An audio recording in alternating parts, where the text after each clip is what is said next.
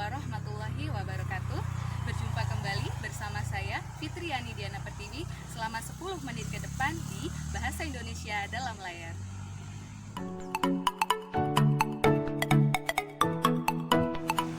Jika pada kesempatan sebelumnya sahabat bahasa mendapatkan materi mengenai teks berita, unsur-unsur berita dan menyimpulkan berita, maka pada kesempatan kali ini kita akan membahas mengenai struktur teks berita dan juga ciri kebahasaan teks berita.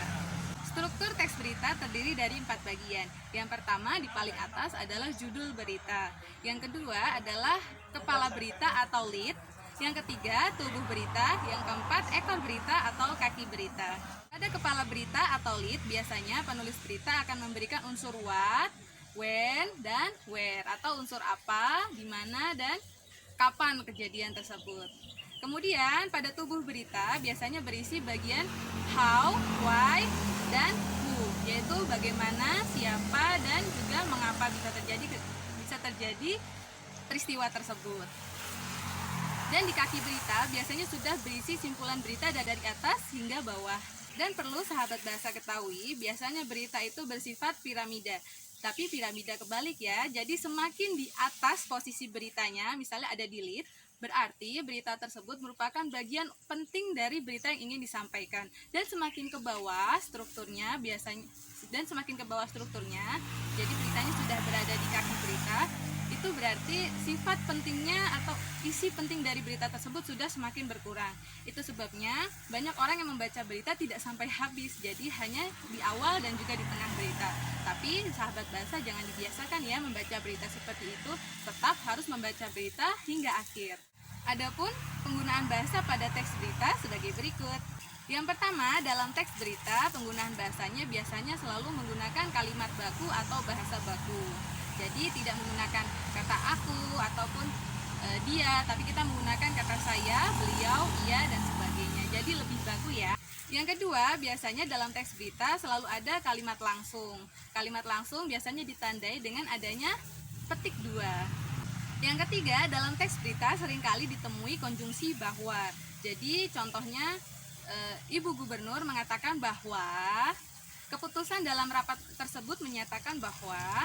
Yang keempat, dalam teks berita biasanya menggunakan kata kerja mental, yaitu kata kerja yang bersifat dari hasil pemikiran seseorang. Yang kelima, dalam teks berita tidak boleh ketinggalan adalah kata keterangan waktu dan tempat.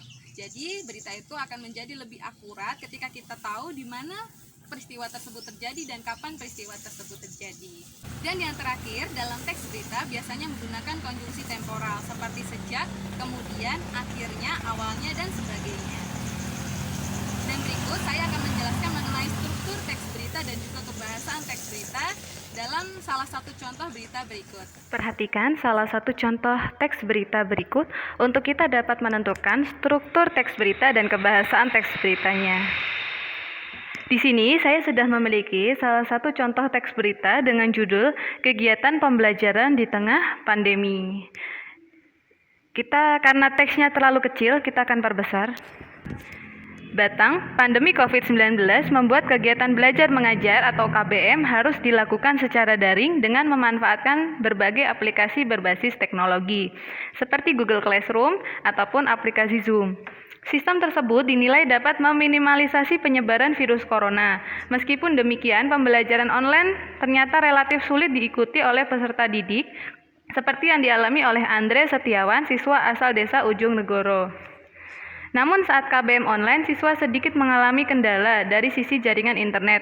Terkadang sinyal susah diterima dan menjadikan kami sulit berkonsentrasi, kata Andre saat ditemui di SMA 1 Kabupaten Batang, Rabu 17 Juni 2020. Menurut dia, KBM akan lebih optimal jika dilakukan secara tatap muka antara pelajar dengan guru. Meskipun melalui aplikasi online bisa bertanya langsung, tetapi karena terkendala jaringan yang kurang lancar, pelajar tetap memilih bertanya dengan bertatap muka di kelas, ujarnya.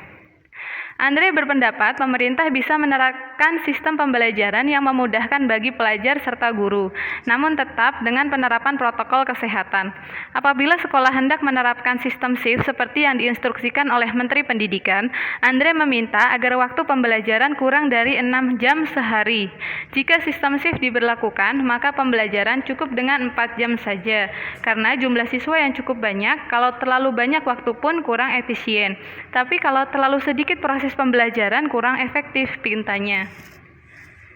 Sementara itu, Kepala SMA 1 Batang, Sukalim menuturkan, para guru dan pengelola institusi pendidikan sedang mempersiapkan strategi baru pembelajaran di masa pandemi COVID-19 dan era kenormalan baru.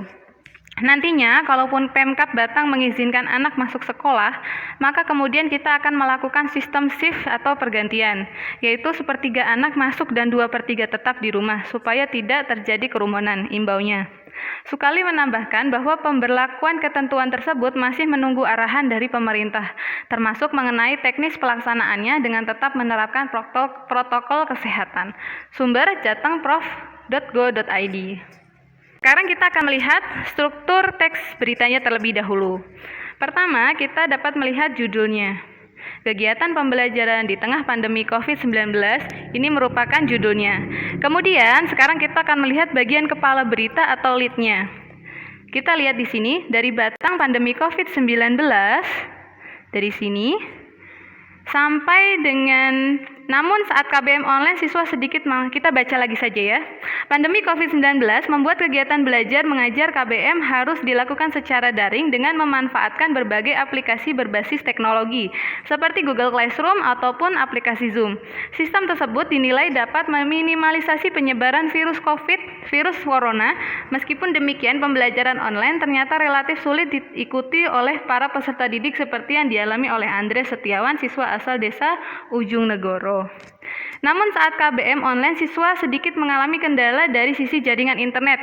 Terkadang sinyal susah diterima dan menjadikan kami sulit berkonsentrasi, kata Andre saat ditemui di SMA 1 Kabupaten Batang, Rabu 17 Juni 2020. Berarti dari Batang ini sampai dengan kata Andre saat ditemui di SMA 1 Kabupaten Batang, Rabu 17 Juni 2020 ini merupakan lead atau kepala beritanya. Kenapa saya bilang ini adalah lead-nya? Karena di sini sudah mulai terlihat apa masalahnya, apa peristiwanya, apa kejadiannya, yaitu anak-anak sulit untuk melakukan KBM secara daring. Kemudian terlihat juga siapa yang terlibat dalam peristiwa ini adalah Andre Setiawan, seorang siswa dari Ujung Negoro. Kemudian juga terlihat ini di mana desanya Ujung Negoro, terlihat juga waktunya, kapannya, Rabu 17 Juni 2020. Selanjutnya, menurut dia, KBM akan lebih optimal jika dilakukan secara tatap muka antara pelajar dengan guru. Menurut dia, KBM akan lebih optimal. Nah, dari sini sudah mulai berganti lagi. Jadi unsurnya bagaimana? Bagaimana yang terjadi efeknya kalau pembelajaran ini sulit? Pembelajaran online ini sulit.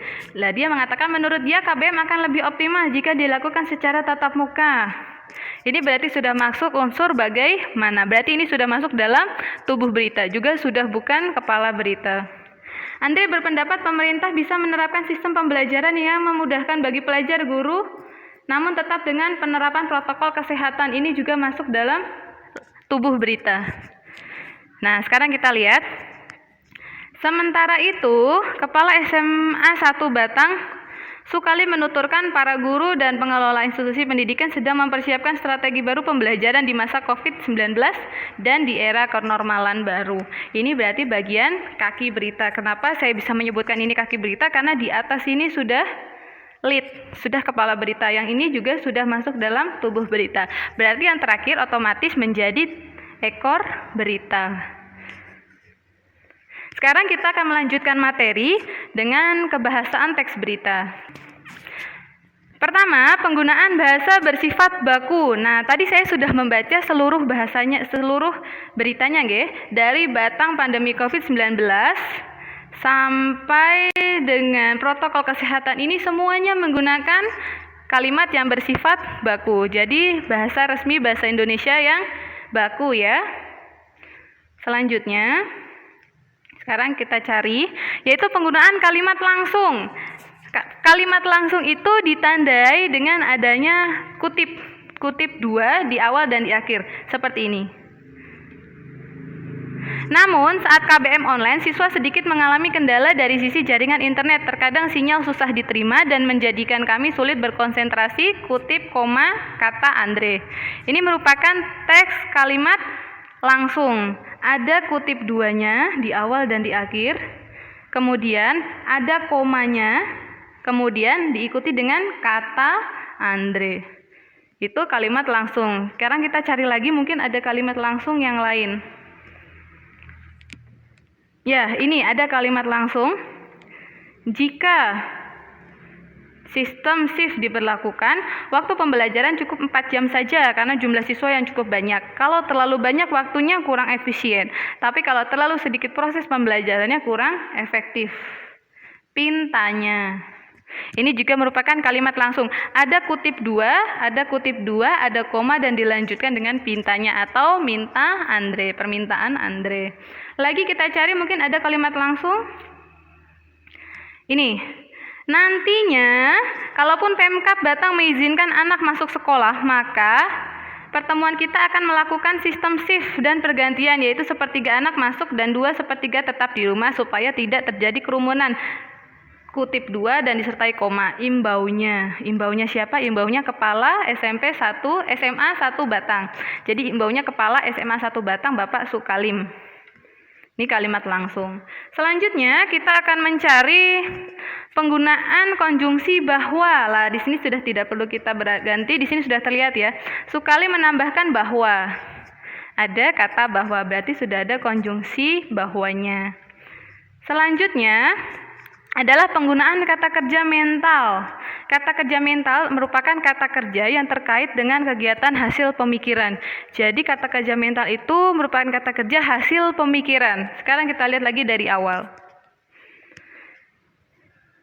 Pandemi COVID-19 membuat kegiatan belajar mengajar KBM harus dilakukan secara daring dan memanfaatkan berbagai aplikasi berbasis teknologi seperti Google Classroom ataupun aplikasi Zoom.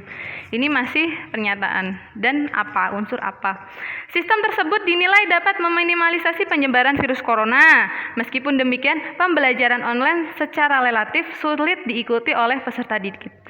Meskipun demikian, pembelajaran online ternyata relatif sulit diikuti oleh para peserta didik seperti yang dialami oleh Andre Setiawan, siswa asal desa Ujung Negoro. Ini merupakan kata kerja mental. Ini bersifat hasil pemikiran. Tidak mungkin si Andre Setiawan ini mengatakan bahwa pembelajaran relatif sulit dilakukan kalau dia belum mengalaminya, ia belum memikirkannya.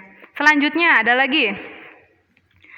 Menurut dia, KBM akan lebih optimal jika dilakukan secara tatap muka antara pelajar dengan guru. KBM akan lebih optimal jika dilakukan secara tatap muka atau antara pelajar dengan guru. Ini juga merupakan kata kerja mental. Dari mana Andre tahu kalau tatap muka itu menjadi lebih optimal daripada daring kalau dia belum memikirkannya? Bukan hasil pemikiran. Ini sudah dipikirkan Andre matang-matang, makanya ia bisa mengatakan KBM lebih optimal jika dilakukan secara tatap muka antara pelajar dengan guru. Inilah kata kerja mental. Salah satu contohnya. Selanjutnya adalah penggunaan keterangan waktu dan tempat. Di dalam berita wajib hukumnya menggunakan keterangan waktu dan tempat. Ini sudah ada keterangan waktunya ya, Rabu 17 Juni 2020. Ini sudah ada keterangan waktunya. Ada lagi keterangan tempatnya, yaitu Desa Ujung Negoro, asalnya desa si Andre Setiawan. Dan juga SMA 1 Kabupaten Batang. Ini adalah keterangan tempat. Jadi misalnya dalam berita kamu hanya menemukan satu keterangan tempat ataupun satu keterangan waktu tidak masalah. Yang penting ada dan harus ada. SMA 1 Kabupaten Batang dan ini Rabu 17 Juni 2020. Ini tempatnya dan ini waktunya. Tuh ya. Selanjutnya penggunaan konjungsi temporal. Penggunaan konjungsi temporal itu ditandai dengan kata kemudian, sejak, setelah, awalnya, akhirnya, dan sebagainya. Sekarang kita lihat, sepertinya tadi saya sudah menemukan. Nantinya kalaupun Pemkab Batang mengizinkan anak masuk sekolah, maka kemudian kita akan melakukan sistem shift atau pergantian. Ini ada kemudian, berarti di sini sudah ada konjungsi temporal. Bagaimana sahabat bahasa? Sudah sedikit paham ya mengenai struktur dan kebahasaan teks berita? Jika sahabat bahasa masih bingung, silahkan sahabat bahasa menuliskan pertanyaannya, kritik ataupun saran di kolom komen di bawah. Jangan lupa sahabat bahasa untuk kembali bergabung di channel Bahasa Indonesia Dalam Layar untuk materi selanjutnya. Saya Fitriani Diana Pertiwi undur diri. Wassalamualaikum warahmatullahi wabarakatuh.